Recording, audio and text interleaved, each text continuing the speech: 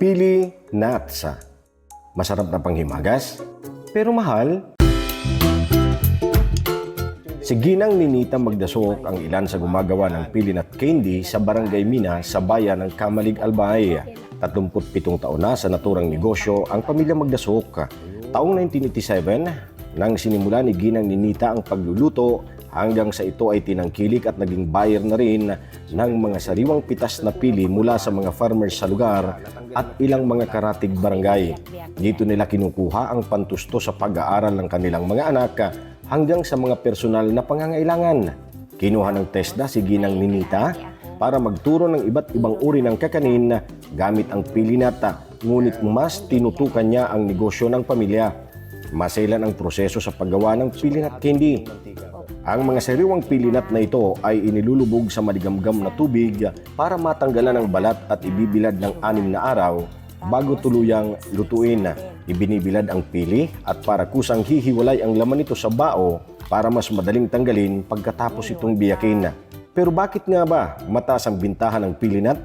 May kamahalan ang sariwang pili lalo kapag hindi nito oras ng pagbunga at hindi lahat ng bunga ay napapakinabangan sa kadahilan ng walang laman ang ilan sa mga ito. Kapag season naman ng pili, ito ay binebenta ng pira-piraso, ngunit makalipas lang ng ilang linggo, ito ay nabibili na ng 4 kilo. Mabigat ang timbang ng pili, lalo kapag hindi ito sariwa, kaya di maikaila na mahal ang bintahan nito sa mga mamimili sa merkado. Kaya panawagan nila sa gobyerno, matulungan ang mga pili farmer sa kanilang barangay na mabigyan ng pagkakataon na maging isang ganap na kooperatiba at madagdagan ang kanilang puhunan para sa tuloy-tuloy na produksyon ng pili nut at magkaroon ng mas malawak at malaking merkado, hindi lang sa lokal kundi maging sa buong mundo. May ilalagay naman ako dyan yung honey juice para yung mga diabetic makakakain din kahit papaano. Opo. Kasi kung maraming asukal, bawal yan. So kagaya po sa inyo ate na sanay na po magluto ng pili nut candy, tinatansya niyo na Opo. lang. Pag mapula na po siya, na pwede na, Lalagyan ko na ng honey juice. honey juice. Ayun.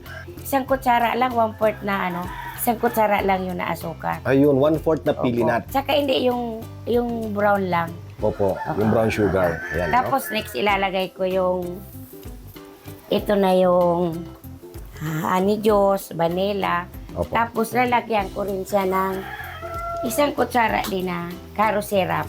'Di ba? Nagkulo na. Opo. O, lagyan naman natin siya ng isang kutsara lang na vanilla kasi kahit pa paano mabango siya. Ayun. So may vanilla pala yung nilalagay. Tapos, iano na natin yung honey juice. Ito yung honey juice. O, malapot siya. Opo. Isa, dalawa. Ayun. Di ba nagkakulay na siya? Opo. Last na yung caro syrup.